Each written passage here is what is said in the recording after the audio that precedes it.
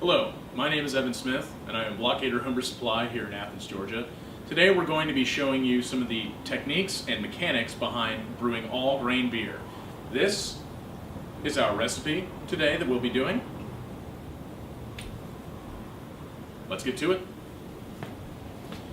Evenly disperse all the grain together, lest, you could always end up with pockets of grain in one section or another in your mash tun, and they might not have total access to the hot liquor in the mash tun. This is probably the most important step about doing all grain brewing.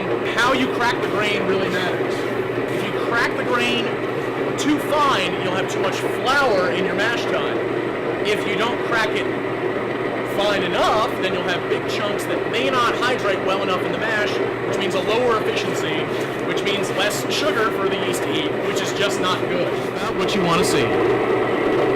Good sized chunks.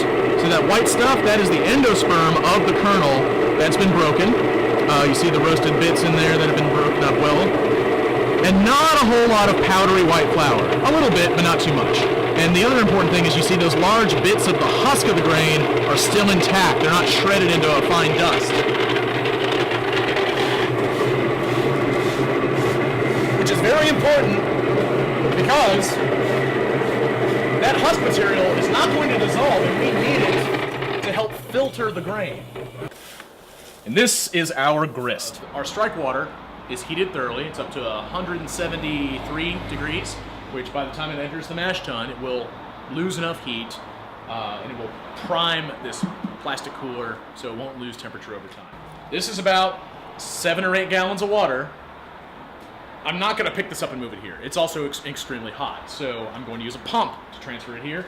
If you're doing a smaller batch, like a 5-gallon batch, and you just have like a turkey fryer pot with 3 or 4 gallons of liquid, it's relatively easy to pick up as long as you have good thermal protection. Now we just turn it on. So you are definitely going to want to measure the exact quantity of water going into your mash tun. You want to have a very specific liquor to grist ratio, quarts of water per pound of crushed grain. That actually does matter quite a bit. The thinner the mash, the more freedom the enzymes from the kernels have to move around. The thicker the mash, typically, not so much, so we're gonna have to stir it a little bit. But I like doing that personally because that means I can run a thicker sparge, use more water to wash the grain off later to extract more sugar. We're looking for basically around 160, a little more than 160, shooting for around 162. And we're at 164. That's fine by me. We're gonna do this in installments. We use our mash paddle. Looks just like a spatula. So mix that in. We want each grain to be fully hydrated. No clumps. And if you do get any clumps of grain, use your mash paddle to break them up, kind of push the clump against the side, like that, to break it up and then stir it back in. As you can see, the mash is getting a little bit thicker now. This is right around the consistency we want it. Maybe we're gonna have to make it a little bit thinner. There aren't really any clumps in here. Generally, you can feel clumps when you're stirring it around. Here comes the last of the grain. Yeah, we're definitely gonna have to add some more hot liquor to this. It's getting a little bit too thick to mix around. 151, 152. Okay. That's the right temperature we're looking for, but the mash is still a little bit on the thick side. So I'm going to add a little bit more hot water, a little bit more cold liquor. Stir all that in. What I kind of like to do here is get along the edges, fold the edges into the interior like that, almost doing a figure 8. And then kind of folding up, scooping the stuff off the bottom, moving it up to the top, and then brushing it around, just to make sure the liquor and the grist are evenly distributed. 152. Perfect. Now, lid it up. All right, so 75-minute mash, 1 hour, 15. start. The real important thing here that's happening right now is enzymes in the malted barley are converting the starch in the kernels into fermentable sugar that the yeast are going to eat later on. Now, we mashed in at 152 Fahrenheit because we want to strike a balance between alpha and beta amylase, which operate at different temperatures. The grain here has gotten a lot more swollen. It's puffed up a little bit. It's because it's hydrated completely at this point. The mash seems to have gotten thicker, but really it hasn't. We're heating up our sparge water right now. So when this mash is done, we're going to drain off the wort that has come out of it, and then we're going to start our sparge. Hey! The mash is over, so we're going to take the final temperature.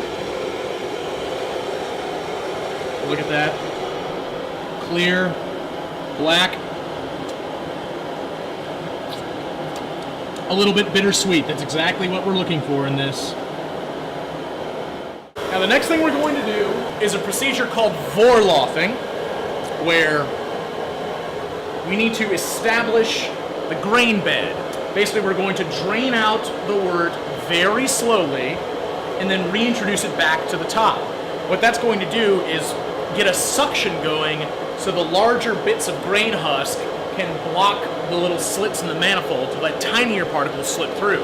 Over the top of the mash, very gently redistribute it across the top. At this point, we voorlothed a little bit, about a quart and a half. The wort's looking surprisingly clear, so we're just going to let this drain until we collect every drop of liquid we possibly can from the mash. Sparging is the process of rinsing the sugar and other soluble compounds, such as starches and proteins, off that grain. We have 3.5 gallons of completely saturated wort. That liquid could hold as much sugar as it possibly could. This, however, is still finger-looking good. There's a lot of sugar left on this. In fact, you're probably going to have about just as much sugar in here as you will have already in there. So we need to wash it off or sparge the grain. Since we added our second edition of hot liquor, you can notice actually, look at how black it is. It's basically the same color as the wort that was in there in the first place. It's not as sweet, but it's still black. That means there's still a lot of stuff for that hot liquor to dissolve. But it's been sitting for about 10 minutes now, so we're going to go ahead and drain this off relatively slowly. We also have taken our first 3.5 gallons of runnings and put it in the kettle and actually started our burner. As mentioned before, we're doing a smoked milk stout today. Well, the smoke is coming from the peated malt, but the milk part is coming from lactose. It is basically, this is the sugar that is found in milk that some people have a problem digesting. But yeast have a really big problem digesting it as well. This is an unfermentable sugar. Sometimes, if you wanted to, you could use it as a corrective aid in brewing, where your beer might have ended up a little bit too dry after fermentation, so you could always toss in a little unfermentable sugar to boost the body of it. Personally, I like to toss my lactose in my beers at the beginning of the boil. This accomplishes a couple of things. Number one, it's entirely within the realm of possibility that the milk sugar will caramelize. And if anybody's ever had dulce de leche before, caramelized milk sugar is delicious. Our sparge is completed. Behold, we have 14 gallons of pre-boil wort right here. So, with all the wort in the kettle, in the process of coming up to a boil, you shouldn't walk away. I wouldn't honestly even go to the bathroom at this point, because once this starts boiling, a very particular part is going to occur. It's referred to as the hot break.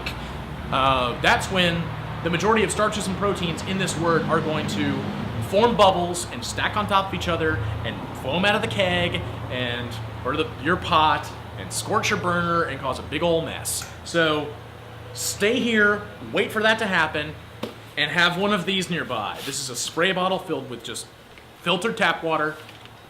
With a mist like this, you can stop the foam from climbing over the kettle while you turn the heat down to stop that foaming. Once the hot break has subsided, which takes about anywhere from 2 to 10 minutes, Once the hot break is over, that's when you start setting your timer for the boil period and you start tossing in hops. As you can see, the boil is going. The hot break has subsided in large part, so we're ready to make our first hop addition and start our timer. The 1 ounce of Warrior goes in. Time is up. The boil is over. We're tossing our last dose of hops. We're going to start running some of the boiling hot wort through our plate heat exchanger. Cleaning and sanitation are 2 distinct, separate, discrete functions, and they should never be mixed together or confused for one another. Cleaning is just exactly what it sounds like. You're scrubbing stuff, you're getting gross chunks of things out of there, you want things to be visibly clean. Sanitation isn't really necessary in any stage prior to the boil. Your mash tun does not have to be sanitary, the brew kettle does not need to be sanitary, the hot liquor tank does not need to be sanitary. Anything that's going to touch the wort while it's chilling and any other step after that must be sanitized as well as clean. But don't bother sanitizing your mash tun. It's gonna get boiled. For my fermenter today, I'm going to be using Star San. It's a phosphoric acid-based sanitizer. It's no rinse, I love it. For bottles and kegs, really anything that's glass or metal, I like using iodine because it's just as effective, it doesn't take that long to sanitize, and it's not gonna stain anything. This will stain plastic, so I don't like to use it for my fermenters. You could also use chlorine bleach laced with water, but you have to rinse it when you're done, so we're gonna not do that today. So the wort has chilled down to 92 degrees Fahrenheit. We can't really get it any cooler without the use of a pre-chiller. Our groundwater is just too warm. So we're going to rack this into our 2 sanitized fermenters, about 5 gallons each.